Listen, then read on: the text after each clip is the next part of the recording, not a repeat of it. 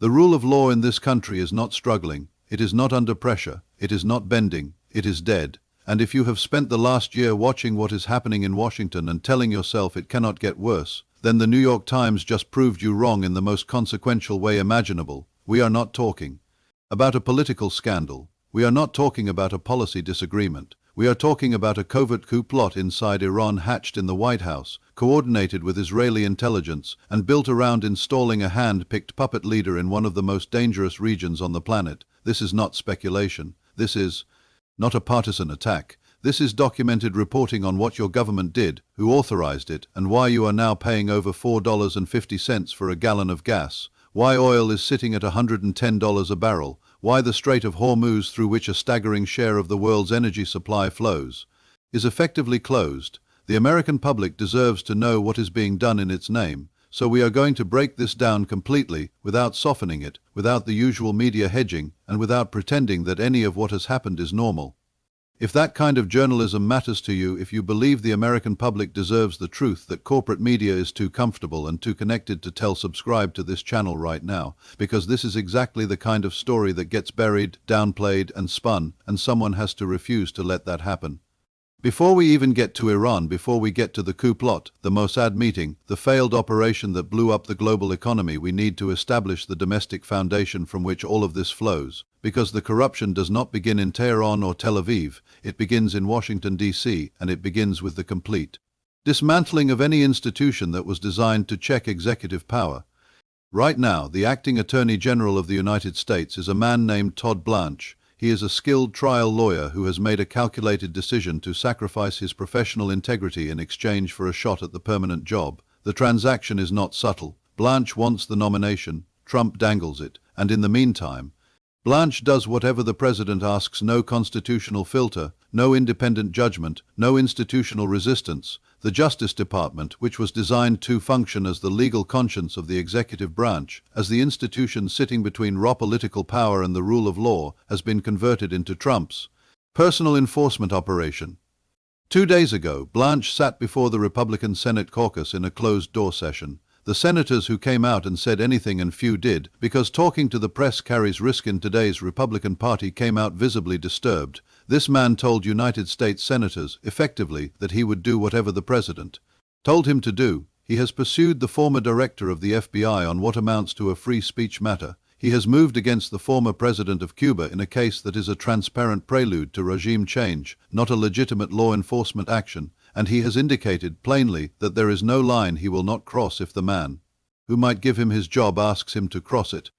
Here is the alarming part, and pay attention to this. Even Republican senators walked out of that room scandalized. When you have lost the people who have defended every norm violation, every abuse, every piece of constitutional sabotage this administration has carried out over the past year and a half, you have done something that cannot be excused away. And yet, what has Congress done? Nothing. The Speaker of the House has issued nothing of substance. The Senate Majority Leader has been silent. These are not bystanders. These are co-equal branches of government with a constitutional mandate to function as a check on this kind of executive overreach. That is not a suggestion. That is their oath of office. And they are violating it deliberately every single day through their silence.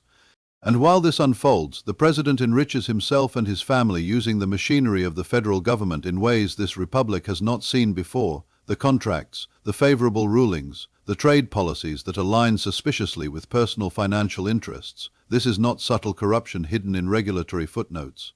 This is open-air looting, and it continues because the people who have the power to stop it have decided their own political survival matters more than the country they were elected to serve. That calculation, that moral failure at the institutional level, is the context for everything else we are about to discuss. Something the American political establishment treats as routine, something the mainstream media has normalized to the point of invisibility, is the fact that extrajudicial killing has become a standard instrument of American foreign policy. And before we can properly understand the Iran situation, we have to be willing to call that what it is. In the first Trump administration, the president ordered the assassination of Iranian General Qasem Soleimani. The strike was carried out on Iraqi soil in a country that was, at least formally, an American partner. Iran and the United States were not in a declared state of war. Soleimani was traveling on a diplomatic mission. There was no imminent threat that satisfied even the loosest legal standard for self-defense. There was no congressional authorization. There was no judicial process. The President of the United States ordered the killing of a foreign general in a third country while he was on a peace mission by any honest application of international law. By any consistent standard of what we claim to oppose in other governments, that is murder. No one was indicted. No one was investigated. The debate in Washington was about whether the intelligence justifying the strike was credible, not whether the President had the authority to order it in the first place. Now consider what the United States is doing with Cuba. The indictment of a former Cuban president is not a law enforcement action. It is a political actionable legal weapon deployed to create the conditions for regime change. The strategy is identical to what has been done before: construct a legal pretext, build international pressure, create internal instability, and wait for the government to fall. And when Cuba is accused of having used military force to defend its own airspace against unauthorized aircraft, after multiple warnings were ignored, the American reaction is outrage. But recall when mysterious surveillance balloons were flying over American territory. The United States eventually shot them down. No one questioned the right to do so. Every nation has the right to defend its own airspace. The difference is that when the United States exercises that right, it is called national defense. When another country exercises that right against assets associated with the United States, it becomes a crime. This double standard is the operating logic of American foreign policy, and it has been for decades. Obama and drone strikes across 7 countries. Bush launched 2 full-scale invasions. Biden maintained the entire architecture of targeted killing. The difference between those presidents and Trump is not the substance of what they were doing, it is the presentation. They wrapped it in legal memos and national security frameworks and carefully worded press releases. Trump simply tells you that the only limit on what he does is his own personal judgment. He said that, explicitly, on the record, and the media treated it like a personality quirk rather than a direct statement of authoritarian intent. The killing, the kidnapping of foreign leaders, the indictment of foreign governments as a prelude to regime change, none of this is new. What is new is that there is no longer any pretense that it requires justification. The documented history here is important, and it is history that almost no American school teaches and almost no major American news outlet covers with the seriousness it requires. The Central Intelligence Agency, from its founding in 1947 forward, has functioned in substantial part as an instrument of covert regime change. A political army operating entirely outside democratic accountability, installing and removing governments around the world based on American strategic and economic interests.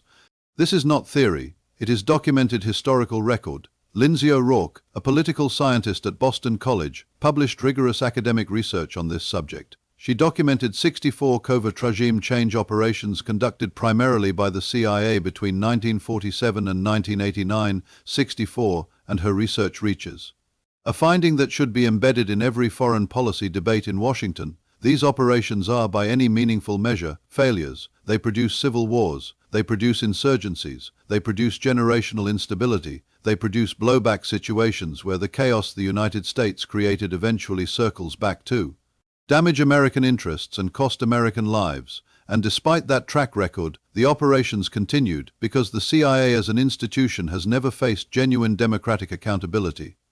The last time Congress seriously examined CIA operations was in 1975, the Church Committee, chaired by Senator Frank Church of Idaho. What that committee uncovered was so disturbing that it shocked even the members who went in as skeptics: assassination plots against foreign leaders, coups, domestic surveillance of American citizens on American soil, systematic routine violations of law and constitutional norms. That was 51 years ago. There has been no comparable congressional investigation since. 51 years of operations, 51 years of consequences, zero reckoning.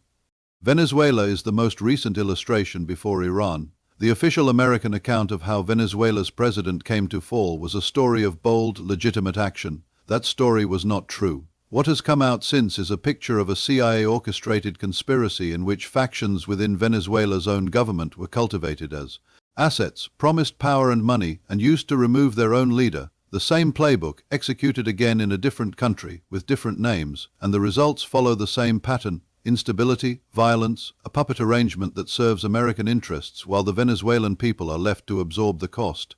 That playbook, covert recruitment of internal traitors, coordinated with external military or political pressure, backed by CIA resources and American diplomatic cover, is exactly what was attempted in Iran, and it is what the New York Times has now documented in enough detail to make clear that the administration's public statements about its intentions were lies from the start.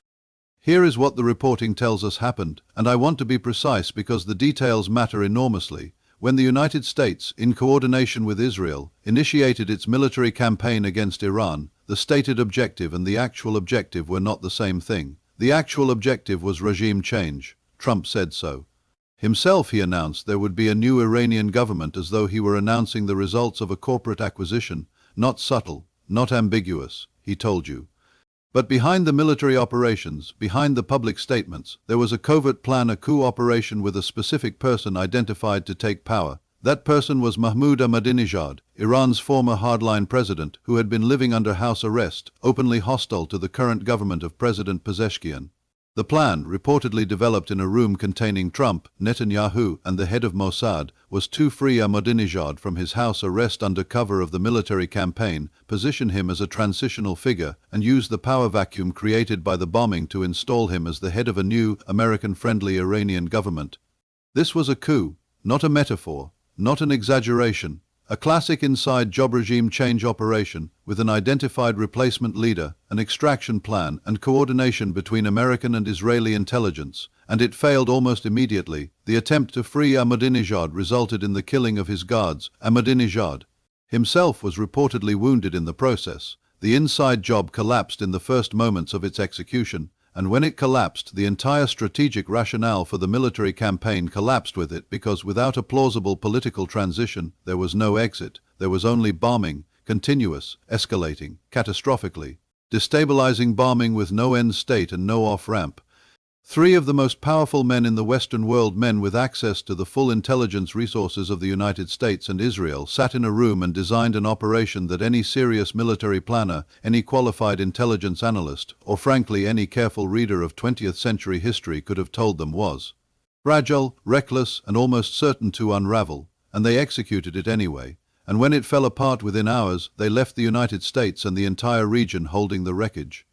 The New York Times ran two separate pieces on this, one on the planning, the participants, the meeting, one on the failure and its cascading consequences. Together, they paint a portrait of decision-making so comprehensively divorced from competence, from strategy, from any grounding in reality, that if the consequences were not so severe, it would border on the absurd. Thousands of people have died. Tens of billions of dollars in economic damage have already accumulated. The Strait of Hormuz is closed. Oil is at $110 a barrel. The global economy is shaking in ways that are going to take years to fully materialize, and the architects of this disaster face no accountability. Netanyahu is an indicted war criminal under the International Criminal Court. Members of his cabinet's Motrick, Ben-Gvir, have been indicted alongside him, and Trump is standing at a podium telling you he is close to a deal. If you are still watching right now, and I need you to keep watching, because this gets more consequential before it gets better, do something important right now. Subscribe to this channel. Drop a comment below telling me what part of this story the mainstream media has failed you on most completely, because the accountability conversation this country desperately needs is not happening on cable news. It is happening in spaces like this, and it only continues if you are part of it. The economic catastrophe that is landing on American families right now is not an accident. It is a consequence, a direct, traceable consequence of decisions made in the White House and the Situation Room by people who will never stand in line at a gas station. Gas is over $4.50 a gallon, oil is at $110. The Strait of Hormuz, the narrow waterway through which a massive share of the world's daily oil supply must pass, is effectively blockaded. When that strait disrupts, the entire global energy market seizes. Airlines, shipping companies, manufacturers, retailers, everyone whose operating cost is tied to energy absorbs the shock first and then passes it down to the consumer, to you. Trump goes in front of cameras and tells the country that negotiations are progressing, that a resolution is close. There is no evidence supporting that claim. Iran has laid out its position with complete clarity. It wants the assets that the United States froze, returned assets to which it has a legitimate legal claim. It wants the Sanctions that were supposed to be lifted more than a decade ago under the Joint Comprehensive Plan of Action actually lifted, as promised, in an agreement the United States signed and then unilaterally abandoned, and the United States under this administration is not prepared to do either of those things. What the United States is demanding is that Iran surrender its enriched uranium, dismantle its defense posture, and essentially capitulate in exchange for nothing. Those are not negotiating terms. Those are the terms of a surrender document, and Iran is not surrendering. There is also the matter of credibility, and this point cannot be overstated. The United States has killed Iranian officials in targeted strikes. It tore up the 2015 nuclear agreement, a legally binding international commitment, unilaterally, without justification, over the explicit objections of every other signatory. It has spent the better part of 2 decades pursuing policies designed to destabilize and weaken Iran. On what basis does any Iranian negotiator trust any commitment the United States makes at a table? The credibility is gone. It was burned deliberately, and you do not recover credibility through bluster. Subscribe to this channel. Share this video with someone who needs to hear it, not because the algorithm rewards it, but because the conversation this country needs to have is not going to happen without you. Drop a comment below with the question you want answered next, or the story you think is being deliberately ignored. This channel exists to go where mainstream media will not, and it keeps going because you are part of it. Stay informed, stay engaged. The country depends on people who refuse to look away.